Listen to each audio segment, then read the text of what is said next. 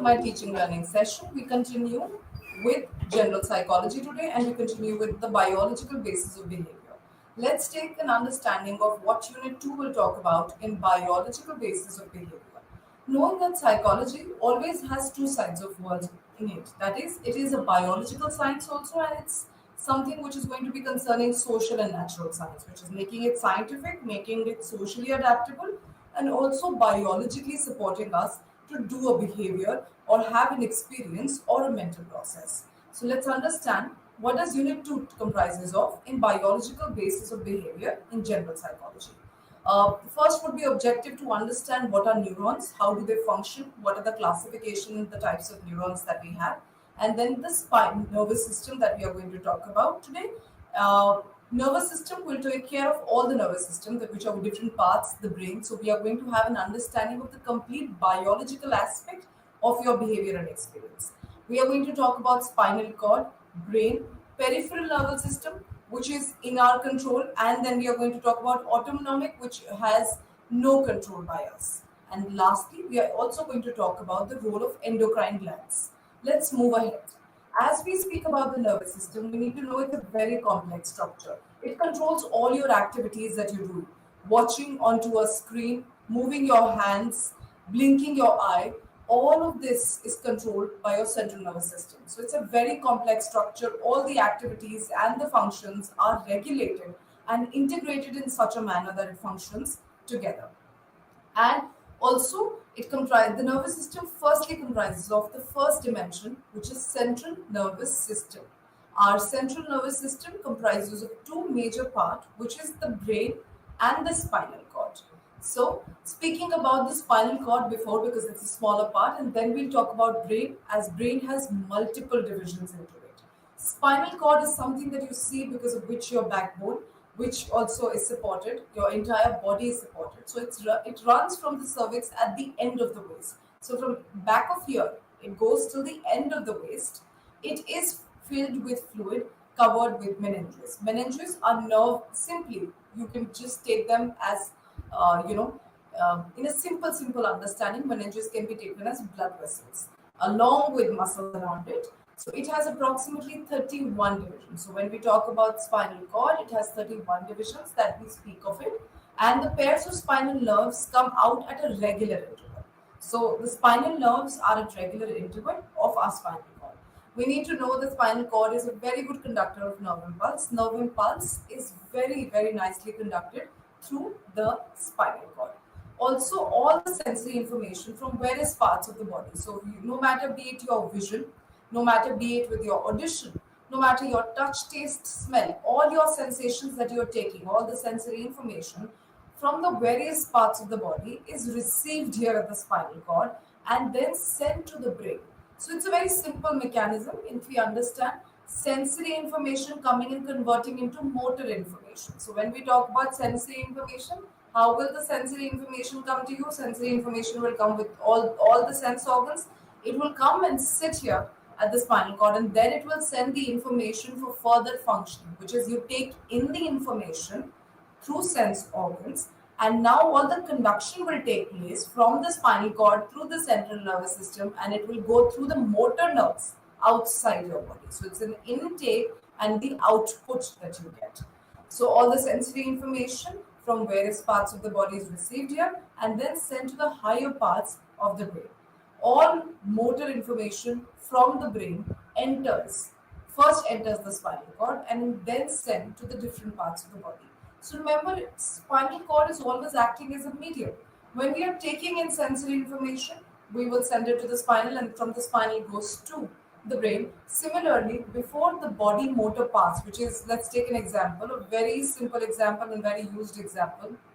Whenever you touch a hot pan, the hot pan, all the sensory information of the pan being hot, the surface being very hot, and your skin not being able to grasp it, not being able to withhold it and resist that temperature, you send in that sensory heat which you've received to the spinal cord. That spinal cord sends it to the brain for understanding. The brain has regulated, understood it, integrated, and now will send to the spinal cord. And from the spinal, will go to the motor nerves. So see how reflexively everything happens, you tend to drop the pan because the hot utensil is some beyond the temperature of your body that you could hold. And from the brain understanding, it comes to the body, which is the motor activity. Motor is the muscle. It comes to your hands, and your hand drops the pan. So this is how a simple example suggests us and shows us how information goes to the brain and gets back. This is something I'm sure everyone in their school day lives have understood. So all the motor information from the brain is sent to the heart, is enters the spinal cord and then sent to the different parts of the body for action. So that's why motor is usually action. And beside this, spinal cord also function as a center of reflex actions. As I just give you an example of one of them. And given its importance, it is called as automatic machine. So always remember spinal cord and the need that it converts most actions, especially reflex action, as a function of spinal cord. Because of that, it is called as an automatic machine, which is very true. Reflexes are so quick. Reflexes tends to come like very quickly in our body. That's why it's called an automatic machine. Spinal cord. Then let's start with brain. Brain, we all know, is something which has a structure. You know, the mind and psychology does not have a structure. Mind and psychology talks about thinking, reasoning, experiences. It's very qualitative. You cannot see the figure, you cannot see the structure. Brain, on the other side of psychology, when we talk about the biological basis, has a structure within, it is enclosed in a bony skull. Within the skull, the brain is protected by three layers called meninges again. So the outermost layer is called the dura mater. So the skull, the hardest mode, then come the layers, and within the layers comes your brain. And the layers are three. The outermost is called the dura mater, and the innermost is called the pia mater. So between these two layers is a very soft membrane which is called arachnoid, and arachnoid is filled with cerebrospinal fluid. So the entire thing, so in between these layers, so let's take an example. You have a brain, you will see it in the later slides. Brain is protected by the skull, which is very true. Imagine you not having a skull, not having a bony structure. The head itself would have been so gooey, it would have been so spongy, you could have touched it in your hands, it would have gone inside. So the skull is the bony structure just that gives it a shape, a form, and because of which, any sort of injury, any sort of slight hit does not impact us. Further inner shocks are taken care of the three, the protective layers that we have, which are called meninges. The outermost layer of the meninges is called the dura mater, and the innermost is called the pia mater. And within these soft layers that we have of meninges, there's a fluid called arachnoid. Arachnoid is a cerebrospinal fluid. So our brain, usually our brain is composed of two kinds of matter. We all know that. We have such a huge, research and debate about it. The gray matter and the white matter. White matter is called so because it is covered with a sheet called the myelin sheet, which is also a little whitish in color. So also it's called the entire matter is covered with that sheet, and it's called the gray matter. And you can see this division so that it helps you understand. We have covered, at least at the moment, till only the central nervous system. We will come back to this. So see, the central nervous system is divided into the spinal cord and the brain that you can see, and then the peripheral nervous system is comprising of two, automatic and somatic. Somatic is completely in control of you, and automatic nervous system is an involuntary system, which is you do not hold any control over the system. And further, it's divided into flight and fight reactions. So let's continue with the brain. We were talking about the brain comprises it of two kinds of layer, which is the white matter and the gray matter. White matter is white because it's covered with myelin sheet, and it's called the white matter. Debates have been there that white matter is responsible for more artistic, more emotionally regulated and stable activities, whereas brain is responsible for more more analysis, more high level of, which is higher order thinking, which is more logic. And a lot of researchers have also stated that males tend to have a bigger gray matter and women tends to have a higher amount of white matter. Now let's come back to the brain, the innermost part. After the layers, after the fluid, we come around to the structure of the brain that we have, which is divided into three parts. First is the forebrain. Forebrain comprises of the major chunk, which is called the cerebrum. Cerebrum, you can just go through it. Let's see the picture also on the left that we have. See, the forebrain comprises of the thalamus, the hypothalamus and the cerebrum. So cerebrum is that convoluted area that you can see in the image. The entire big convoluted area is the cerebrum. Along with that, the forebrain comprises of hypothalamus and thalamus. The pink color system just below the convoluted area is called the thalamus, and hypothalamus is just below, similarly pink area just below, when you can map out and see below the thalamus. So hypothalamus is very small, thalamus is an L-shaped structure, and the cerebrum is the entire convoluted area, which is the forebrain. Then we come to the midbrain. Midbrain comprises of something which midbrain is a very small part in the brain. You could all see the structure which takes a shape like this, like an inverted L. That's called that point which is attaching to the forebrain to midbrain is called the midbrain. So remember, the midbrain is a very small part. It connects the fore and the hindbrain, which is the third brain that you have. Then comes the hindbrain, which comprises of medulla. We can all see the longitudinal structure is called the medulla, the brown part. Then there is pons. Pons is just above medulla, and then there is RAS, which is reticular formation. Reticular formation is also a part of hindbrain. This completes with an understanding of what the brain comprises of in terms of the three brains that we have: fore, mid, and hind. Also, as they're the first, second, and third, they're lined up also in the same pattern in your brain structure. So this convoluted is the cerebrum. Just below that is the usual part, the pinkish part, which is the thalamus. On the thalamus's other side, a smaller part, a chunk which is the little circular, is hypothalamus, and further hypothalamus connects it to the midbrain. The midbrain is a very small brown color part, and that midbrain connects to the hindbrain. Hindbrain comprises of something is pons, medulla, and reticular action, which further goes to the brainstem. Medulla actually extends to the brainstem. So let's start with the third most brain that we have, which is called the hindbrain. See, hindbrain has been, because of the fact has been with the most evolutionary point. It developed the earliest. The reason that it developed the earliest is, see, the spine developed, evoluted first. Like when we were early men, our spine was in a tilted format as a C structure. When it started taking a form and we had an erect body, it was the spinal cord and the hindbrain that started connecting to the body structure, under which was the brain. So the first most evolutionary part being formed was called as the hindbrain that we have. The first and the foremost structure.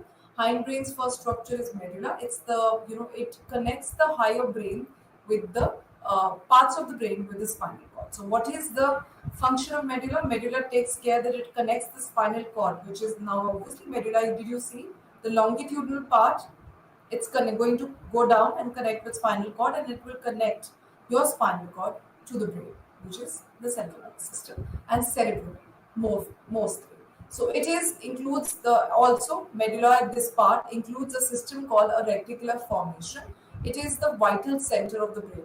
The reason that the reticular action is the vital center, it's a very small part, just above medulla, but it is the vital center because it takes care of autonomic activities for you, which is respiration, heart rate, blood rate. So it regulates all of this. So reticular action being a very small part, not even visible next to medulla on the anterior and the posterior side, it makes sure that its activities are very vital.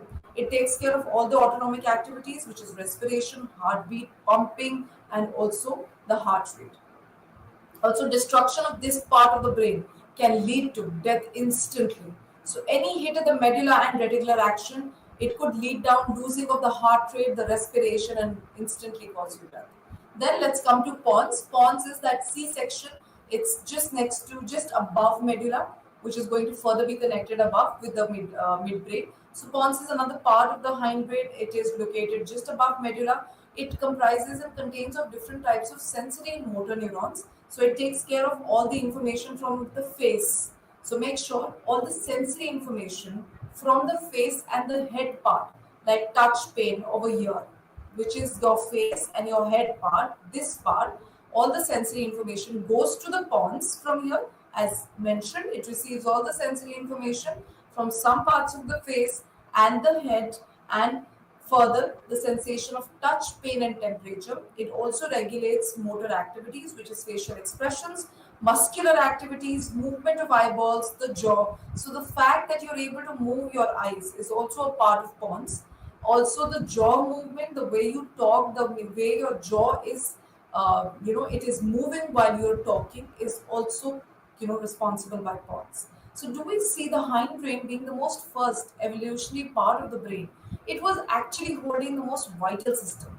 So, if you want to talk, if you feel any temperature on the face, you sweat, you feel agitated, you have any expression, it is all by the pons. It is all owned by pons. After this, beside this, it also acts as a connection between the higher part of the brain and lower part of the brain, which is very true. Pons being usually at the center point, it will take care that you're connecting with the hind brain and connecting with the midbrain and forebrain again ahead. So this completes with medulla and pons and reticular formation, which is again a very autonomic function system and very important to us. And any hit to the reticular formation can cause death. So let's move ahead. Let's come to the cerebellum, which is the back of the hind brain, very complex structure and one of the most important structure. It is the outer part composed of gray matter, while the inner structure is made about the white matter. So its appearance resembles like a cerebral cortex, and its main function is to coordinate all the motor activities. We need to know spinal cord is responsible for most of the action in the body, movement, balance, standing together, sitting at an area. It's all responsible by cerebral.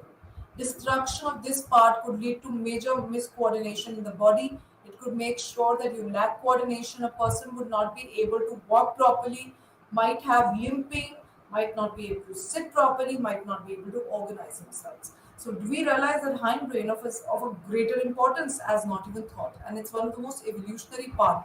So the most earliest part found was hind brain to remember, and that's from where we started having an erect body because cerebrum was connected to the brainstem, and the brainstem further went into the spinal cord. Let's move to the next part, which is called the midbrain. After the hindbrain, which we completed, let's move to the midbrain, which is the middle structure of the brain. This is what it looks like. It's a very small structure, as I said, just above the pons and the reticular action is a small part of midbrain, which is just this much, which connects the fore and the hindbrain together. So midbrain comprises of the brain part, which is above the pons, and it's a bridge between, as I said, the fore and the hindbrain. It has two major divisions, which is tectum and tegmentum. Tectum is a pair of structure called as superior collicula and inferior collicula, and which we can see. I hope everyone can see tectum on the left side. Tectum is the area like this. So if you see, a brain stem coming, this part of the brain stem, which is this part, the one which is the back side, is called the tectum. The front area is called the tegmentum. The center area is tegmentum that we have. So there is superior collicula and inferior collicula, which comprises of tectum, and superior is the roof and is concerned with visual action. So what does hindbrain does? Midbrain does. The superior takes care of visual information. The inferior collicula takes on the floor part is dealing with auditory information. So remember, midbrain is responsible for your visual information and your auditory information. Tectum lies at the center and the lower part. Below the tegmentum lies below the tectum, and it has some important structure which is at the end of reticular formation, some nuclei, some blood vessels, some cells, which is responsible for the movement of the eye. So sensory impulses from the lower part of the higher parts of the brain, and motor impulses from the higher part to the lower parts of the brain. I'll explain this again. When we talk about the tegmentum, we all got to know what was tectum taking care of: sensory and visual. So the superior part was taking care of visual information, which is this part, and auditory. So it will regulate both together so that you're able to hear and see together. And then we came to tectum, which was just below tegmentum. Tectum comprises of a structure called rostral, which comprises of nucleus, reticular formation, majorly responsible for eye activity, which is movement of the eyeball. This also might be responsible, if you see, the amount of opening of the eye, the amount of light that gets inside the eye, movement of the eye. Like some people, whenever they hear a voice, the eye movement takes place instantly. And some people just move around everywhere and go back. So this eye movement is regulated by tegmentum. And then the sensory information from the lower part to the higher part of the brain. So from below to higher part, and the motor impulses from the higher to the lower part passes through this, which is very true. We all know that anything from goes from up down to up and up to down, it will pass through the middle structure because this is called the bridge. The midbrain is the bridge. It passes through something which is tegmentum, because tegmentum is also somewhere at the center and the lower part where the brain stem will start and the lower part of the hindbrain will start. Now, it starting from medulla in the hindbrain, extending to midbrain, hypothalamus of the forebrain. So, where is this? What is this connecting to? The tegmentum is connecting to the medulla, and the upper part of the midbrain is connecting to the hypothalamus through a net of fibers that is called as reticular formation. This structure regulates and controls the activities of sleep, the arousal, attention, and it's called the reticular activating system. So when we talk about the midbrain here, like the reticular formation in the hind, has a reticular activating system which takes care of nerve fibers regulating information of sleep, arousal, and attention. So remember, children who are not able to attend well do not feel aroused quickly. The functionality of RAS is not very well done, which is the bridge of the mid and the hindbrain is not very activated. So this completes with the midbrain, which is the bridge between the fore and the hindbrain. So RAS, let's extend its understanding. What does RAS wants to talk about? RAS also comprises of two systems, ascending reticular system and descending reticular. Ascending reticular system, which is from smallest to highest, sends sensory information to the cerebral cortex, while the descending does this opposite, which is very true. See, all the information in the body will deal with sensory going inside and motor coming outside. Destruction of this system in animals, send an animal into sleep and may not even wake up, can lead to coma. So, if any destruction in this part is, we are talking about animals at the moment, can lead to coma, which is extreme sleep, deep sleep. And it acts as a filter. For example, when we are concentrating on a task, we receive no other sensation except the ones which are important and focused. So remember, the people who are receiving all the information from here and there, their RAS is not functioning properly. So higher concentration focusing on one point is which system working? Reticular activating system. Also, it happens because of RAS, the filter away the other sensation which are not important and do not act on things which are not important. So RAS is responsible for avoiding and not focusing on the unimportant and focusing on the relevant. Let's move to something which is the forebrain that we have. Forebrain is very complex structure. It's one of the most important structure. Entire brain activity is regulated, controlled here. It is a higher and complex system of activities. It comprises of maximum persona of the person. So when I say persona, it talks about thinking, reasoning, decision making, problem solving, creative thinking. All the intelligent thinking is coming from here. So neuroscientist says that the forebrain is divided into telencephalon and diencephalon. So when we talk about the telencephalon and diencephalon, these are two parts. Let's understand the forebrain also. So you saw the forebrain, the cerebrum, the hypothalamus, and the thalamus. I hope the image is strikingly clear to everybody now. So when we talk about the two division of this part, it's called that the forebrain divides into telencephalon and diencephalon. Telencephalon is the cerebral hemisphere, the limbic system, and the basal ganglia. Diencephalon comprises of only two things: the hypothalamus and the thalamus. Also, psychologists have paid much attention on the structures and function of thalamus and hypothalamus. We need to know thalamus and hypothalamus is one of the most important structure. Removal of either of them not only brings about dysfunctionality in human behavior, but it causes major diseases to body and mind.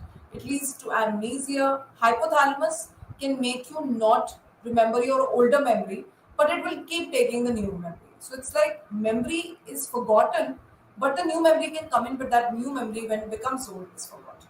So remember, hypothalamus is equally an important part in thalamus, and yes, researchers end up playing far more importance to these two structures in the forebrain of the diencephalon.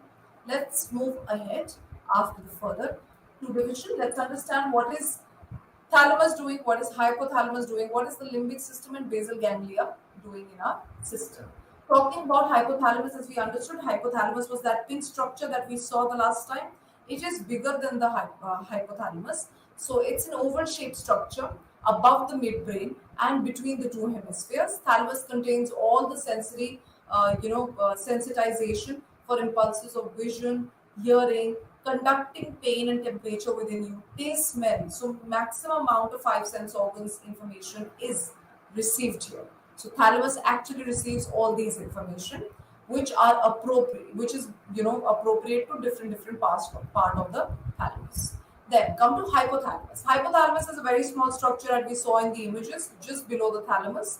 It is very important because it regulates the biological functions of hunger, thirst, the basic drives of your body, and it also controls and regulates the homeostasis of the body, which is regulation of temperature, which is making you feel sweaty when it's hot and making you feel warm when it's cold. So when you feel cold, it causes you to shiver, raises your temperature that you cover yourself, and when the body temperature outside raises your temperature, it cools down your body by making you sweat. Simple mechanism of homeostasis is taken by hypothalamus, which is just under thalamus. Now let's come to basal ganglia, which was present in telecephalon, basal ganglia and limbic system. Basal ganglia is a cordon of nuclei, which is a bundle of nuclei, like one nucleus and then rooting to many things. Also, it comprises of cordon of nuclei, putamen and globus pallidus, and some other parts of amygdala, which is also an emotional part of the brain. So the nuclei, the putamen and the globus pallidus, these are all nerve fibers, blood vessels together. So basal ganglia usually comprises of nerve fibers, blood vessels all bundled together in a tissue, and some parts of amygdala. It also plays a very important role in motor control. So remember, basal ganglia's functionality is also to support the motor functioning, to make it more quicker and more efficient. So let's take an example. The entire brain is responsible for taking sensory information. The hypothalamus is responsible, the thalamus is responsible, the spinal cord was responsible of taking information because tectum was receiving all the information, right? The part tectum. Then, as soon as the motor information goes out, the speed of it, the understanding, the accuracy is taken care also by basal ganglia. Also, destruction of this part can lead to Parkinson's.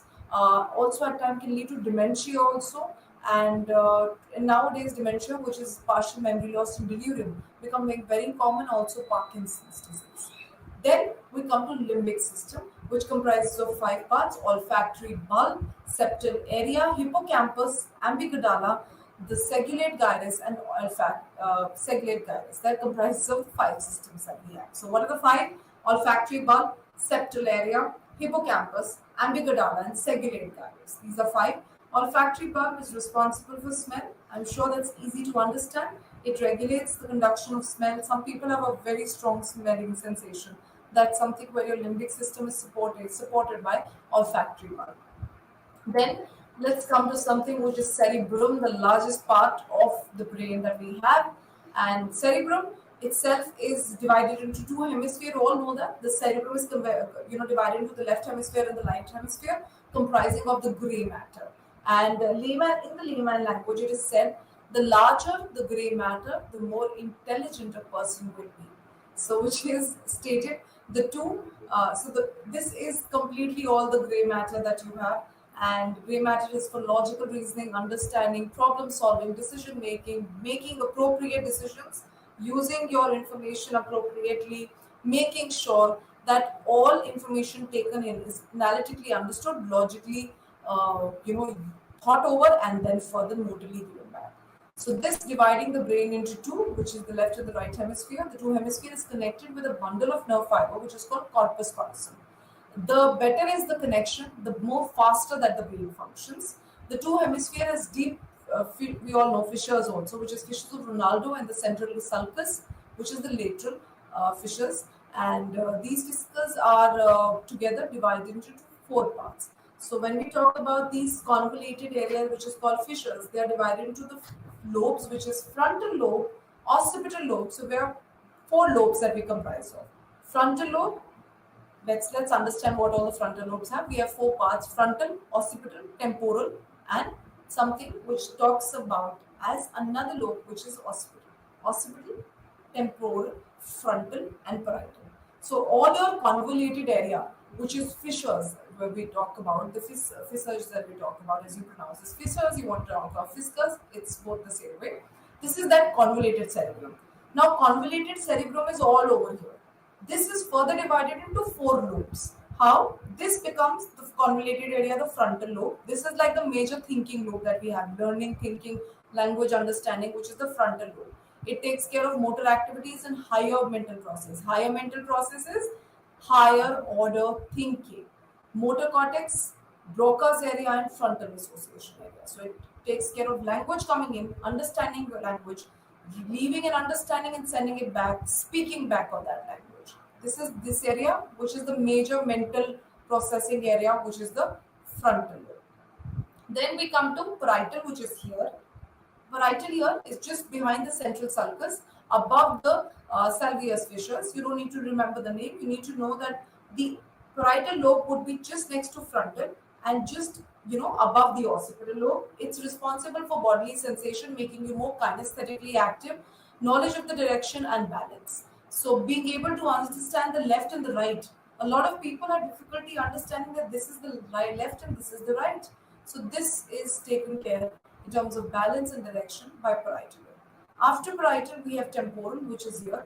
It is located at the central sulcus, which is here. From here, it goes here. In the temple of the vernix area, it's responsible for temporal association. That is, it is responsible for audition and also responsible for taking and comprehending language, which is called the vernix area. Then we have the occipital, which is the back of the hemisphere. It's responsible primarily for vision. That's why it sounds very funny and looks also when we watch movies. Any damage to the occipital area leads to loss of vision, which is ideally connectedly on a very hypothetical level is correct. It's hypothetically also correct because any hurt here actually lead to loss of vision, some temporary loss of vision, some confusion in the vision or sensation of the visual information. This is something that we come down to in understanding of the frontal lobe. Check. The one which is in the yellow area is called the frontal lobe, which is the front of the front area. Superior sulcus, superior frontal sulcus gyrus is above. Then next to it, the pink color. The pink color is something which is the parietal. Parietal will speak of something which is just at the center that we have. Then we have temporal, which is the blue color, which is here, and comes the occipital, which is the small thing which is responsible for visual sensation. So this completes with your brain division also, which is the major brain division of the forebrain. Let's move ahead to another system that we have, which is called the peripheral nervous system, just opposite the central. So our brain is divided into two. Let's understand this again that we don't forget. Central nervous system and the peripheral nervous system. So this comprises of those neurons which actually lie outside the brain and the spinal cord, connecting the two with receptors, effectors, and glands. So this is like the outer shield that we have, which is the peripheral nervous system, further divided into autonomic and or somatic nervous system. So let's go ahead with somatic. Somatic is as we said, somatic is something which is under your control. Central nervous system sends impulses, voluntary muscles through somatic. So this is something that which is in your control. You understand these information in terms of sensory and motor and then do it. So somatic is voluntary activity control. Speaking is further divided, the somatic into cranial nerves, cranial and spinal nerves. And cranial nerves originate from the bony skull, we all know that from here. And it's found to have 12 pairs. Yes, we all know cranial nerves comprise of 12 cranial nerves, out of which there are motor, sensory, and association nerves. We'll also understand them. So when we talk about pair of cranial nerves, which are 12, we need to know spinal nerves originate also at the regular interval, which we even studied before. So let's take an example. This is your, this entire thing as a bony structure goes down. So when the bony structure goes down at the back, it comprises of cranial and spinal nerve, 12 pairs of cranial and spinal are at the intervals, and there are 31 in terms of pairs, and they're divided into 5 parts. And you can see that, please, the spinal nerves dividing into 5 parts. The thoracic, which is the central part, this would be thoracic. The above is cervical, which is this. Lumbar is below where you are sitting, and sacral is just at the end that you have. So the pelvic area is it's usually the beginning of the the lumbar area, and the pelvic where ends finishes takes a U is the sacrum. So when we talk about 31, there are 8 pair of cervical, 12 pair of thoracic, which is just the middle one, 5 pair of lumbar, and 1 sacral, which is congenial nerve at the end. So this completes with a division of 31, which is 8, 12, 5, and 5 sacral nerves, and 1 congenial, which is exactly at the last. Congenial is also the last part of your pelvic area. So that completes with 31 pairs. You can add them and see it becomes as a 31 pair. So this, I'll give you again an understanding when we talk about this. This is the cervical, which is starting from here, going till here. Your chest area is talking about cervical. From the chest to the stomach area, it is the thoracic, which is 12. And then starts your lumbar, which is another 5. And then the sacrum, which is exactly the area that you sit. And the last is congenial nerve, coccygeal nerve, which is 1, which makes it 31 pairs, and they come at every regular interval. The space between the two, all the 31 are equally placed because they come in regular interval. This completes with the somatic. Let's come to a system that is completely not under our control. It's called the autonomic nervous system. So let's understand the autonomic nervous system here. See, when we speak about the peripheral nerves, we need to understand peripheral nerves are dividing your brain into two kinds of nerves, the spinal nerves and the cranial nerves. And peripheral further being the somatic, being a voluntary control, it comprises of another part which is autonomic nervous system. We will take a lot of examples to understand both the peripheral and the one which is that we are talking about is autonomic. So when we talk about the other portion of peripheral nervous system, it comprises of those neurons and nerve cells which regulate and control involuntary muscles. So these are involuntary muscles, which is cardiac, kidney, endocrine glands also. So endocrine glands are also something which are automatic. They are not under our control. So although connected with the brain, they and the spinal cord, it is functioning independently.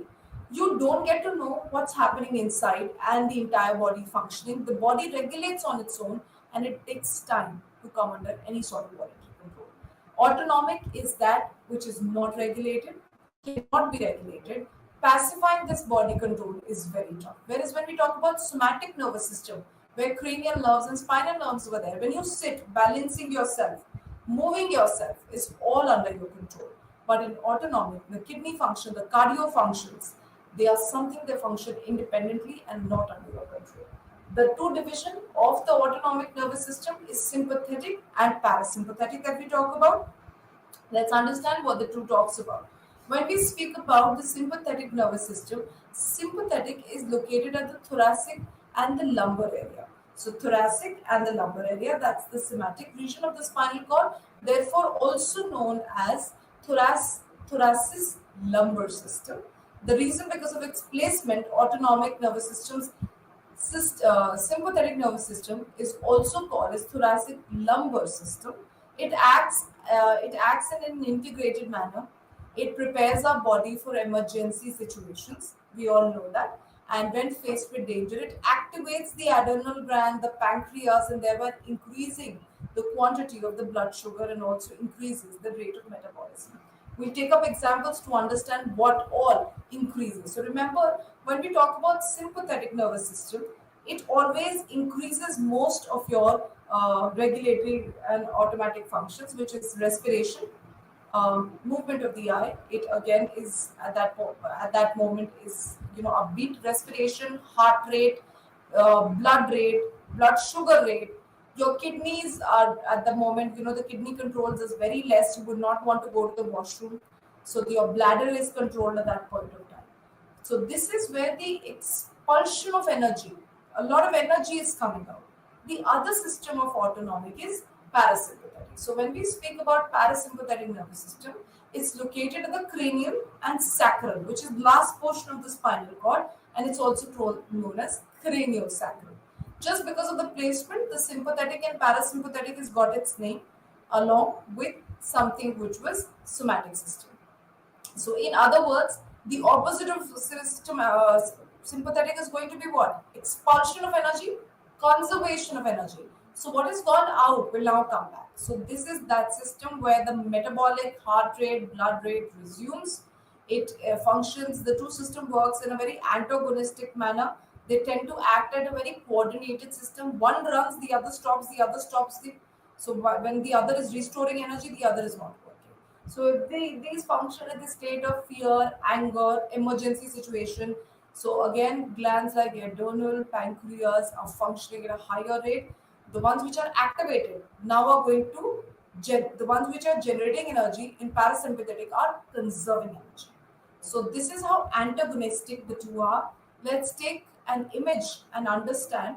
Let's take an image and understand the autonomics example.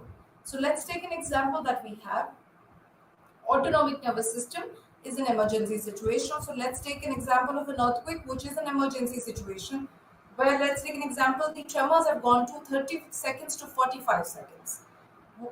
Now the body. What is the body's immediate somatic thing? You stand up, you feel the sensations. This is somatic functioning. Tremors increases. What happens? The sympathetic nervous system increases. Did you realize you start sweating? There's an increase in the blood rate, the heart rate, respiration rate. You start panting, you start feeling out of breath. Are you able to control it? In that extreme state of anxiety, can you tell yourself, let's calm down, it doesn't happen. Now, this is the time where you're fighting. What happens? The body does what? It runs, it just gets up and runs away. And you move out of your building. As soon as you get out of your building, you will realize your sweating, your palpitation, your heart rate, your blood rate, your sugar levels go down. So this is the time that you conserve energy, and the other was the time that you expel energy. Let's take it in a very simple pattern also. You realize and understand it in that way.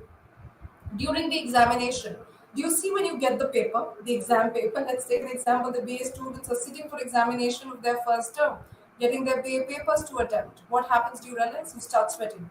Your body starts getting warm and warmer. You realize why does that happen? Because the autonomic sympathetic nervous system has started. It increases your blood rate, your respiration rate, your heart rate. As soon as the pounding gets heavier, the body gets warm. As the pounding and the pulse gets heavier, your body starts sweating. The anxiety increases. That increase in anxiety stops when you start the flow of writing your paper. Remember, check yourself after 2 hours. If a 3-hour paper, check yourself after 2 hours. Your body has settled. After 2 years, when you've attempted your paper, when you've not gone to the washroom for 2 hours, after 2 hours and 3 hours, when you've attempted completing your paper, settling down to submit it, what is happening? Antagonistic pattern of something which is parasympathetic, which is, what is that? The blood rate gets normal, the respiration gets normal, the heart rate is balanced now, the bladder will now be moving in the opposite direction. You would want to go to the washroom now. So this is how the parasympathetic and sympathetic nervous system works in an antagonistic pattern where fear, emergency, even anger, children when getting angry, one person hits, I'm going to hit back. When you are hitting back automatically, when the impulse control is so less, that's the sympathetic nervous system which is working. And when, at the time, when the fight is over, you're sitting and contemplating, that's the parasympathetic where the energy is getting conserved. So this is an understanding of autonomic nervous system working at the time of flight, fight, emergency, fear, anger, etc. Somatic is a controlled voluntary system where standing up, making actions, waving at people. You see somebody and you want to think, do I need to wave and smile at them or not? Voluntary smiling at them is somatic. So that's how two functions of the brain in terms of the central functions as a complex system, and we have another kind which is peripheral, somatic and autonomic. Let's move to the functions of endocrine. Understanding what is an endocrine system and endocrine glands that we have. You need to know endocrine are ductless glands, right?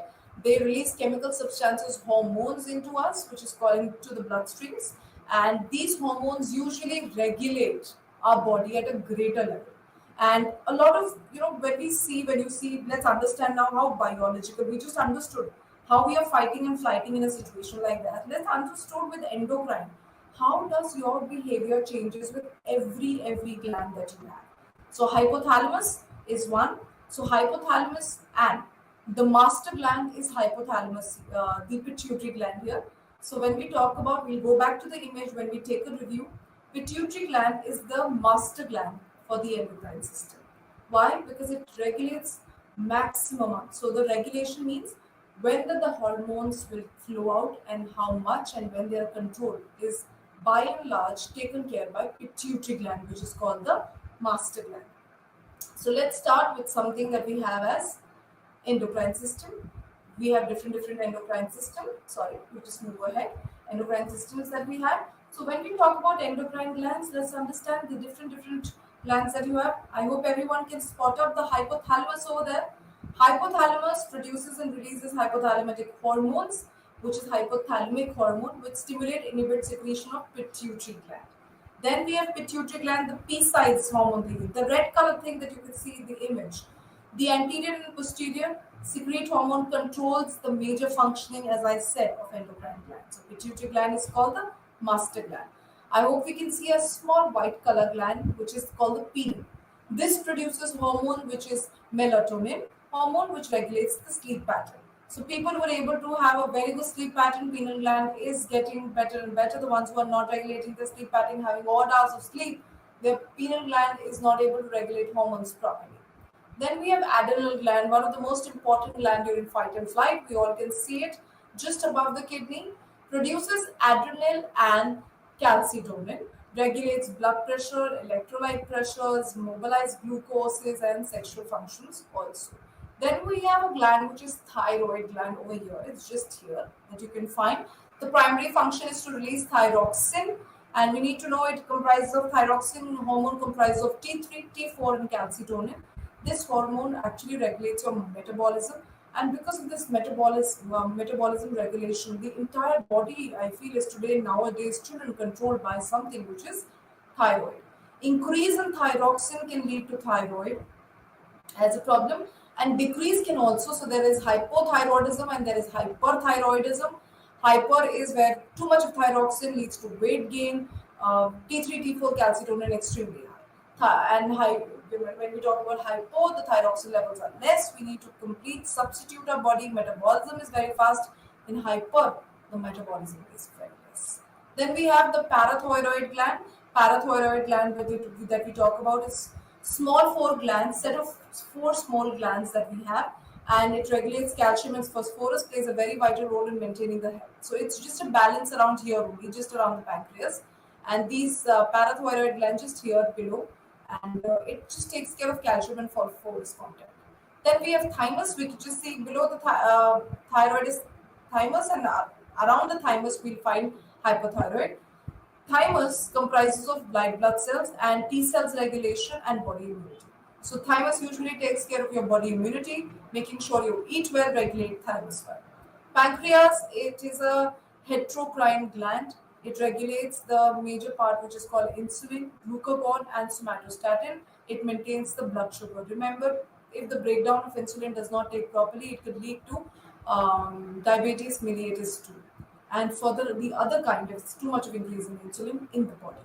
Then we come to the last, which is ovaries and testes. Ovaries comprises of produces estrogen, which is and progesterone, helps in development of secondary sexual characteristics of female, and testes are responsible for testosterone regulation, responsible of secondary characteristics of male. So if the hormone testosterone is not being developed properly, males will not have a very heavy voice, body hair, facial hair, and if women, if estrogen and progesterone is not their secondary sexual characteristic, like their menstruation cycle will cause problem, development of female body hair and development of the breast, their voice, nothing will change if there is a lack of estrogen and progesterone. So do you see how the body functions in such complex manner? And all these glands, being ductless, having hormones regulated by pituitary gland, are so important on day-to-day living. So people who are tend to not sleeping well, remember, pineal gland is not able to secrete proper melatonin to you. People who are not able to have a good diet at extreme, their thymus and pancreas are not able to break down the insulin and regulate their body's immunity. So this is how we function in everyday life. So eating well, sleeping on time, I feel, is regulating the entire function of your endocrine system. And one of the most important systems of our body too, it is. Now, completing the biological basis, we come to the unit 3. Unit 3 comprises of the thinking part of the brain. Now, we've understood how does the biology impacts you. Remember the day you're feeling lazy. The laziness is also coming from this, the cognitive processes and also from the biological part of the body.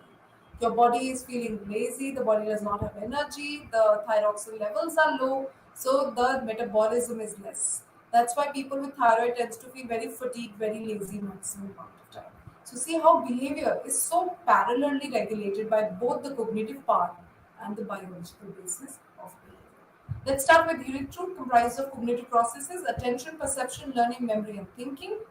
We will do all of these parts in an extension in this third unit. So let's take the introduction. We are going to learn about what is attention, what is perception. We are going to talk about stages of perception. We are going to talk about laws of perception, the understanding of what is the figure in ground. We are going to talk about laws of all the laws and principles of perception and learning. Learning is a bigger chunk. What is learning? Types of learning. What is conditioning? Types of conditioning. How does it happen, and what are the consequences of it? Then we have memory, types of memory, memory models, theories of memory. And then we have the last part, which is thinking, what are the types of thinking, mental imagery, concepts, propositions that we are going to talk about, the mental image we are going to talk about, and concept being one of the most important part of it. This will be an entire overview of Unit 3 for us. Let's start with some today to begin with.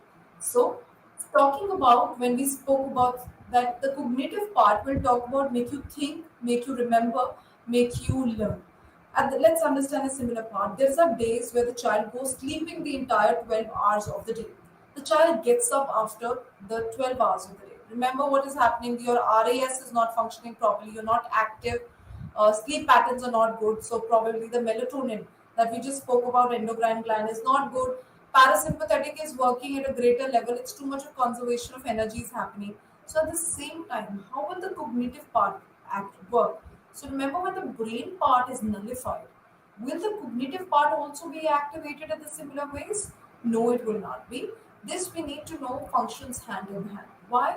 Because attention is focusing on some part clearly. So it is defined as the process of getting an object or thought clearly before in mind. Whereas according to William James, attention was focusing of the consciousness on a particular object. So attention is also of three kinds. Remember the days that you have low melatonin, pituitary gland is functioning, regulating thyroxine, extreme amount of thyroxine, lazy body, not having the energy. You sit to open your book, you will feel sleepy. You will not be able to focus. The process of consciousness will also be not good. So these two things go hand in hand. So let's continue. Attention is of three types: selective, divided, and executive and sustained. Sorry, four types. So selective is what? When you have numerous amount of stimuli in front of you. So which is multi stimuli that you have in front of you, and after that suddenly out of that 10 you just have to attend to. So when you're selecting and focusing only in that two, that's called as selective attention. This term as selective attention is also just the way that it functions, blocking out the other eight and focusing on only the two. Like sitting for a class, you should only be focusing on what your lecturer or your teacher is talking about rather than listening to your friends. So if you're able to make sure that you negate what your friend is saying, focus on that, selective attention is going to be strong. Then is divided attention.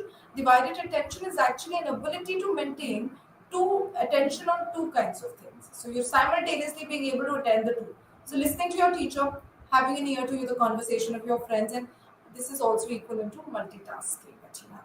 Then we have executive attention. Executive attention, this form of attention helps us in blocking of out of unimportant information from the environment and motivate to attend only to those information which is important and relevant.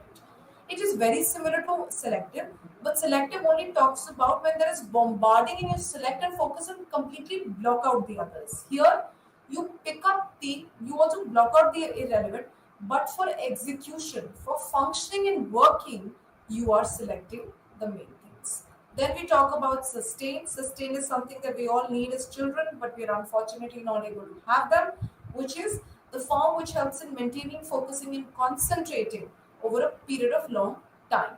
So when we are able to focus for a long duration, like radar readers on the sea areas, also the sailors, also children studying for 2 to 3 hours, that's called sustained attention on one task. So these are the four types of attention: selective, divided being an ability, executive for functionality and working, and sustained is for longer duration, which is vigilance, called vigilance also.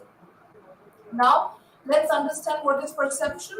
Perception, when we talk about, helps us what? Let's take what is perception. You see something, you focus on it, you attend to it. Once you attend and make a decision and appropriate understanding of that world that you have focused, is called attention. It's called perception. So, perception is interpreting the world meaningfully, is called as perception. Therefore, perception is a process of selecting, organizing, and interpreting the stimuli. So when you select and attend, attention is going on. When you organize and interpret, perception. So perception is a higher order in comparison to something which is attention. So let's understand the three processes and stages of perception today, which will fall as few of the last, and we'll start with some of the laws also. So first is selection is the first stage that we talk about, which is of perception, selecting of things. So selection is limited capacity. You only select which is consciously attended to and something which is relevant. So you only focus on things which are relevant, consciously look forward to it. So let's take an example. A class is going on. You only focus on the board. Write down whatever there is in the board onto your copies. That's like attended stimuli and selection. That this was important. Now is the organization. This is the second process of perception. Stimuli now are arranged meaningfully, and for this arrangement, that how do you want to arrange it? You want to arrange it by similarity, by continuity. We use the laws of Gestalt. We'll understand this in the next slide. Then after that, you've organized everything. You've understood that this is my stack that I've organized. You start interpreting that stack. Okay, this is the organized stuff. What does it mean? What is its interpretation? What does this as expectations to be? So this here interpretation is both based on your expectation, on your experiences, and on your belief systems that you have. So this is, yes, tempered by the kind of beliefs, the attitudes, the opinions, and the judgment. This stage is completely subjective. People can actually interpret a blue color as black, a green color as blue also. So remember, that's a completely subjective interpretation which could be different to different people that we have. So this completes how perception works in us. We see something, select the relevant, focus and organize it. After organization, we interpret it. That's interpretation as the last stage completes perception. And let's understand the stage 2 in depth, the organization. How is the organization happening? Organization is happening with the help of the laws that we have. Laws of Gestalt. Gestalt as principles were given by Gestalt psychologists. These were German psychologists and used the term Gestalt because Gestalt means whole. These were Max Wertheimer, Wolfgang Kohler, and Kurt Kafka.